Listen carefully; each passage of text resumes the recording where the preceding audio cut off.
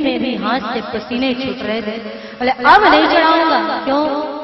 अभी तक तो मैं इसके लिए रो रहा था, पर मैं नहीं जान रहा था कि ये भी मेरे लिए रो रहा है, इसलिए इसे नहीं चढ़ाऊंगा। हाथ में पसीना निकल गया था, ये भी मेरे लिए रो रहा है, इसलिए नहीं चढ़ाऊंगा। लोभ का मद है सज्जनों, हर व्यक्ति के जीवन में कुछ न कुछ का मद है, और इस संसार में बहुत सारे मद हैं। किसी को किसी का मद है, किसी को किसी का मद है, लेकिन दो ही श्रेष्ठ मद है। व्यसनानि बहु सन्ति व्यसन केवलद्वयम्, विद्या अध्ययनम व्यसनम अथवा हरि पाद सेवनम। व्यसन तो बहुत सारे हैं, लेकिन श्रेष्ठ व्यसन दो हैं, या तो विद्या का अध्ययन करो और या कृष्ण के चरणों की सेवा करो। दो व्यसन श्रेष्ठ हैं, श्रीमद भ से भक्ति, ग से ज्ञान, व से वैराग्य, त से त्याग। इसकी संक्षिप्त व्याख्या आप सभी श्रवण करें। भक्ति, भक्ति का अर्थ होता है भावना, भावना का अर्थ होता है प्यार। कीर्तन करना, आरती घुमाना, नारियल चढ़ाना, माला चढ़ाना, अगरबत्ती जलाना, दीपक जलाना, ये सब भक्ति नहीं है। ये भक्ति को पाने का एक साधन है, भक्ति नहीं है। ताली बजा लेना, ढोलक बजा लेना, भजन गा लेना, ये भक्ति नहीं है। ये भक्ति को पाने का साधन है। भक्ति क्या है? भक्ति तो प्यार है। अभी मैं आपसे पूछूं कि अमुक व्यक्ति आपका कौन लगता है, आप दुनिया के संबंध गिना दोगे। कोई कहेगा चाचा है, कोई कहेगा मामा है, कोई कहेगा ताऊ है, कोई कहेगा भैया है, कोई बुआ दीदी, दुनिया भर के संबंध गिना दोगे। लेकिन वहीं पर कहीं मैं पूछते पूछते ये पूछ बैठूं कि भैया वो सब तो ठीक है, भगवान आपके कौन लगते हैं? भगवान से आपका क्या संबंध है? आप निरुत्तर रह जाओगे, आपके पास उत्तर नहीं होगा देने के लिए। अरे भगवान हमारे भगवान लगते हैं और कौन है? भगवान हमारा ईश्वर लगता है और कौन है? भगवान हमारा परमात्मा लगता है और कौन है? यदि भगवान आपके ईश्वर लगते हैं, यदि भगवान आपके परमात्मा लगते हैं, यदि भगवान आपके भगवान लगते हैं, तो फिर बात नहीं बनेगी। रमेश नाम का व्यक्ति, आप पूछो कि ये रमेश कौन है, तो आप ये कह दो कि रमेश तो हमारा रमेश है, ये बात जमी नहीं। सुरेश तो हमारा सुरेश है, ये बात नहीं जमी। नहीं, कोई तो संबंध होगा, भैया होगा, चाचा होगा, मामा, कुछ तो होगा। वैसे ही भगवान से भी तो कोई संबंध होना चाहिए। आज इतने दिनों कथा करते करते करते आज मुझे पहला श्रोता मिला जो मिलते ही ये कहता है, मैंने पूछा दीदी कौन कौन है घर में? इनसे पूछा, यजमान इंद्राणी दीदी से पूछा कि आपके घर में कौन कौन है? इन्होंने कहा बस हम दो हैं, हमारी दो बिटियां हैं और एक हमारे जीवन के आधार श्याम सुंदर है। जब इन्होंने कहा उस समय मेरे आंखों से आंसू निकल गए। वाह वाह क्या बात है। लोग इसी बात को तो कहने से चूक जाते हैं। ठीक है, वो बैठा है कोने में, होगा कोई परमात्मा भगवान होगा, उससे उतना मतलब नहीं रखते। अरे भैया, जब तक तुम उसे अपना ना मानोगे, वो आपको कैसे अपना बना सकता है? आपको भी तो अपना बनाना पड़ेगा, कोई न कोई संबंध तो जोड़ना पड़ेगा। मीरा से पूछ दिया किसी ने कि भगवान तुम्हारे कौन लगते हैं, तो मीरा ने यही उत्तर दिया, जाके सिर मोर मुकुट मेरो पति सोई, मेरो तो गिरधर गोपाल दूसरो ना। कौन है? मेरे प्रियतम। आपके कौन है?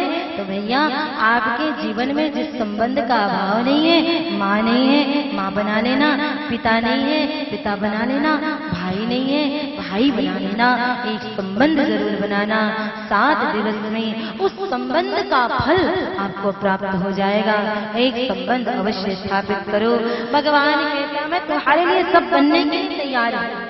तुम शत्रु मानोगे तो मैं रावण के लिए शत्रु बना था, तुम मित्र मानोगे तो सुदामा के लिए मित्र बना था।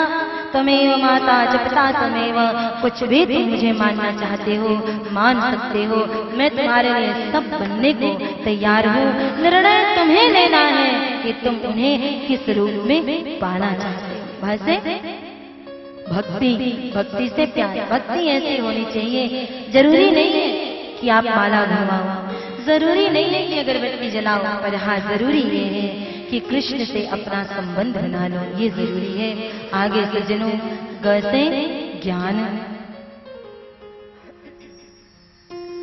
भागवत की कथा को, रामायण की कथा को, श्रीमद् भगवत गीता को जो आपको रटी रटाई सुना दे, एक लाइन भी ना देखे, आप हो गए बड़ा ज्ञानी, बड़ा भारी ज्ञानी, बिल्कुल देखता ही नहीं। पूरी कथा उसको रटी रटाई है। भैया, यदि रटने वाले ज्ञानी हो सकते हैं तो रावण को क्या कहोगे? हम पंडित लोग तो पढ़ पढ़ के रटते हैं, खोज खोज के रटते हैं, पुस्तक में क्या लिखा है तो रट लिया। लेकिन रावण कैसा ज्ञानी है जो रटता नहीं है, जो कृतियां कर देता है, रचनाएं लिख देता है रावण। और ऐसी रचना की है रावण ने शिव तांडव स्तोत्र की कि आज बड़े से बड़ा ज्ञानी भी, बड़े से बड़ा विद्वान भी एक बार में उसका शुद्ध पाठ नहीं कर सकता। इतना बड़ा भारी है रावण, इतना ज्ञानी है रावण। ज्ञानी उसको नहीं कहते, ज्ञानी कहते हैं जो जीवन में सुख आए तो ये समझे कि कृष्ण की कृपा है। जीवन में सुख आए तो समझे कृष्ण की कृपा है, और जीवन में दुख आए तो समझे कृष्ण की इच्छा है। सुख आए तो कृपा है और दुख आए तो इच्छा है।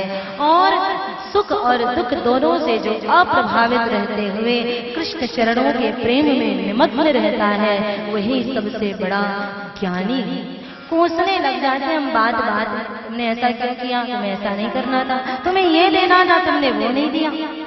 सज्जनों, हम जो भगवान से मांगते हैं, भगवान इसलिए हमें नहीं देता क्योंकि वो हमारे लिए अच्छा नहीं है, और भगवान हमें वही देता है जो हमारे लिए अच्छा होता है।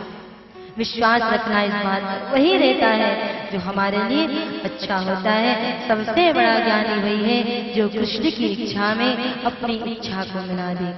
उसके बाद तीसरा सूत्र आया है भागवत का, त से त्याग। त्याग किसका करोगे, किसका त्याग करना है? क्या जीवन भर के लिए कुछ छोड़ना है? जीवन भर के लिए करेला छोड़ना है, भाटा छोड़ना है, क्या क्या छोड़ते हैं लोग? पूरी जाते हैं तो एक चीज छोड़ते, केला छोड़ दिया, अच्छा इसको छोड़ने से मिलेगा क्या? नहीं। त्याग किसका करना है? बोले कुछ छोड़ना नहीं है भैया। त से त्याग का अर्थ है कृष्ण को पकड़ते जाना है, दुनिया छूटती चली जाएगी। छोड़ने का अभ्यास नहीं करना है, प्रैक्टिस नहीं करनी। पकड़ो कृष्ण को, दुनिया छूटती चली जाएगी, यही त्याग है। नहीं हम तो वस्त्र छोड़ देंगे, भगवा पहन लेंगे, नहीं नहीं नहीं, वस्त्र छोड़ने की आवश्यकता नहीं। घर छोड़ देंगे, जंगल में जाकर के रह लेंगे, तपस्या कर लेंगे, संत बन जाएंगे, सन्यासी बन जाएंगे। क्या हो रहा है आजकल? लोग छोटा घर छोड़ते, छोटा सा घर छोड़ते, साधु संत लोग जाकर के बड़ा घर बनाते हैं, आश्रम बनाते हैं। भाई भाई का छोटा सा विवाद छोड़ते हैं और जाकर के गुरु भाई आपस में भिड़ जाते हैं।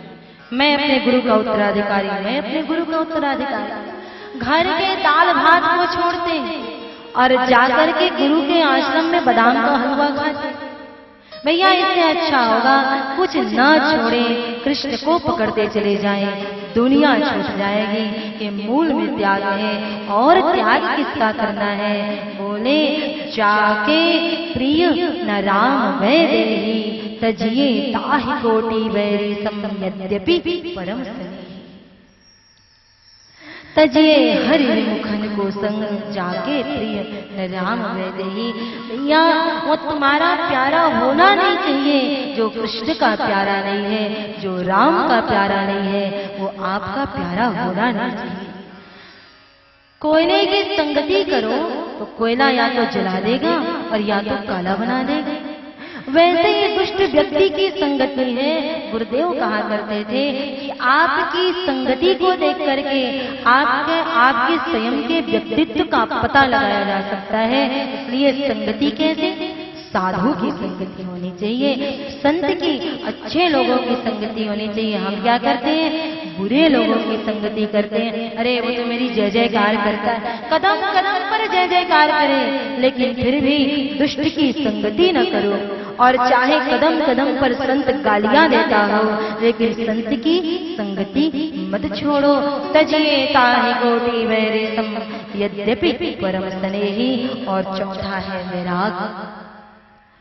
वैराग, वही का अर्थ क्या है? विशिष्ट। राग का अर्थ है प्रेम। विशिष्ट से हमारा प्रेम हो और दुनिया से हमारा राग छूट जाए, यही वैराग है। किसी विशिष्ट से विशिष्ट कौन है? तो कृष्ण विशिष्ट है, सबसे विशिष्ट है। भगवान श्याम सुंदर कृष्णम वंदे जगत गुरुम।